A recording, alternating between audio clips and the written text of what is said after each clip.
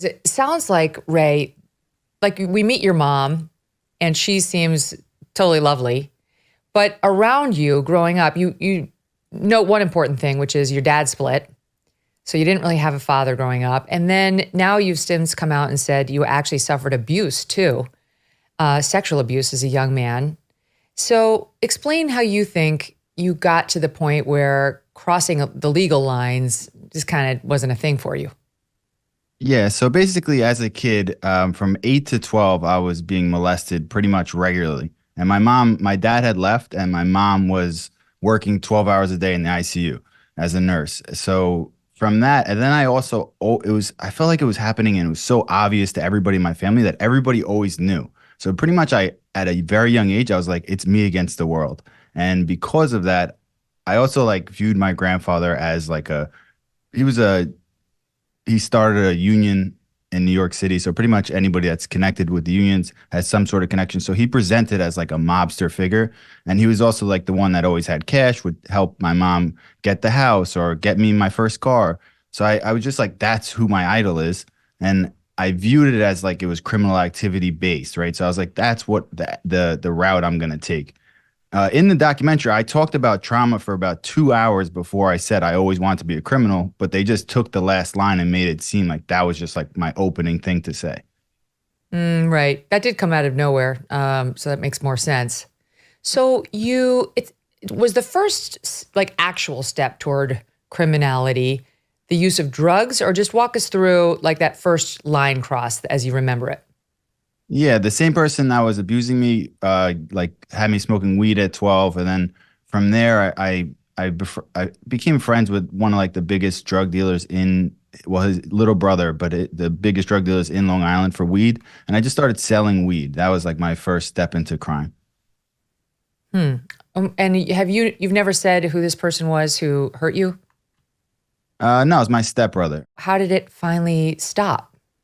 I got bit. I grew up, I started like dating. What happened was like I was always questioning my sexuality up until 12, and then I got a girlfriend, and I pretty much had my first interaction with a girl sexually, and I was like, oh well, I'm definitely not gay.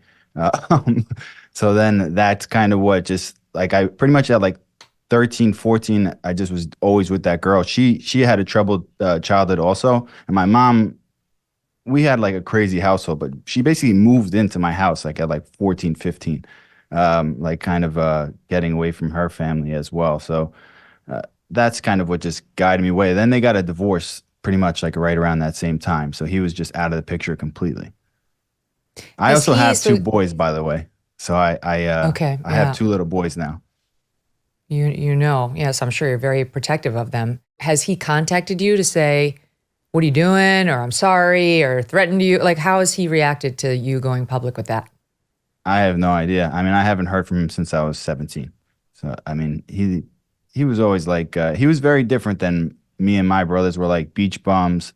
My brothers were big surfers, and then they were like kind of dirty fingernails, rock band type of guys. So, honestly, they probably live in like the boondocks, and I really have no idea what's going on with them.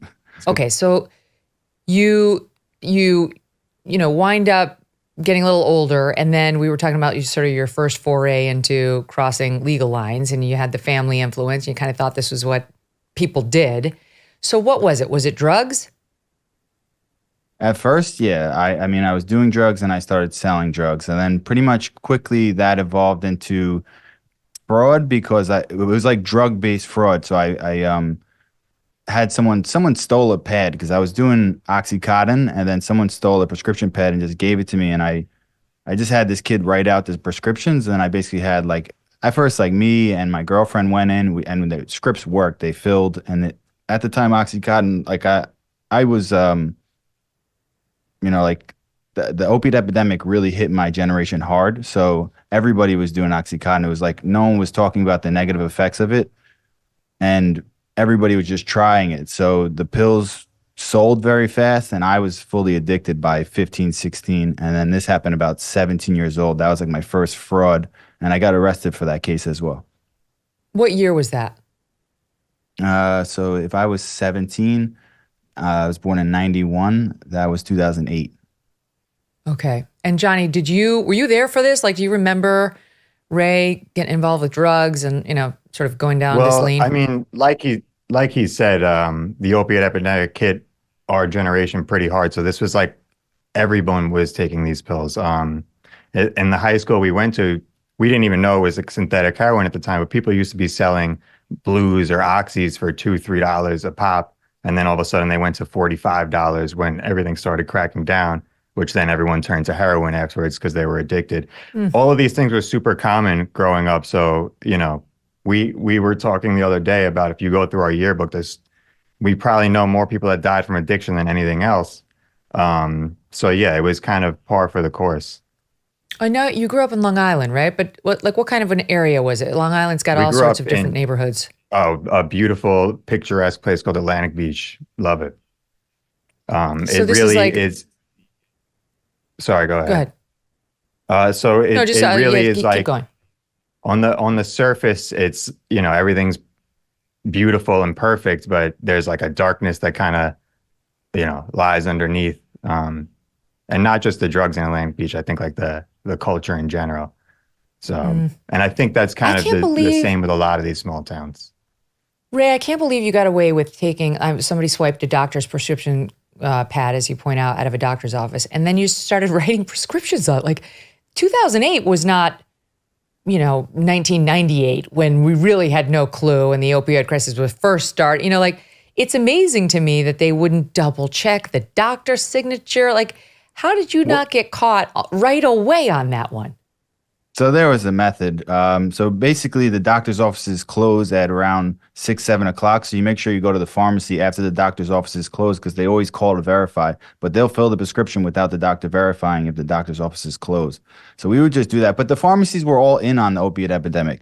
Walgreens got sued, I believe. That's where we always went. And, if you see a bunch of skinny, crackhead-looking kids coming into your pharmacy one after the other filling prescriptions for Oxycontin, you would assume something's wrong. We didn't get caught until we went to like a mom and pop pharmacy, and that was when they were like, "Oh, this is definitely something wrong here," and they called the cops. So everybody was in on that whole opioid epidemic. That's fascinating and frankly believable. So okay, you get caught. You don't wind up serving jail time. You get kind of a slap on the wrist, right? Yeah, for that I did drug court for pretty much like every single time I would get arrested, I would always go to rehab and then go like do some sort of drug outpatient type of thing always. But I always had very good lawyers, obviously. And you're a good looking guy. Do you feel like you were able to charm these judges? You're like, I'm just wondering how that played because, you're going to have a lot of people out there being like, if he was a black kid from Chicago, he would have been put behind bars. Yeah, I hear that regularly. And I don't know the correct answer. I'm a handsome white guy. So, I mean, I don't really have the answer for what would happen if I was a black guy. Really, I don't know. Right. But I'm sure like it somewhat has to play into, like I don't know, I can't really give you an answer for that one. Well, we'll let the audience take a look at the YouTube and make up their own minds on it. Credit card rewards like cash back can empower families with extra savings while they deal with the rising price of groceries and gas. But our sponsor, the Electronic Payments Coalition, says some DC politicians are partnering with corporate megastores to take the cash back rewards away from families during skyrocketing inflation. Specifically, they say the Durbin-Marshall credit card bill would take billions from American families, lining corporate pockets instead.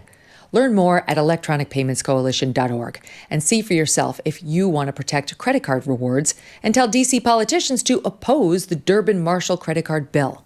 That's electronicpaymentscoalition.org. Hey, thanks so much for watching. If you like what you just saw, hit the subscribe button for more clips and full episodes.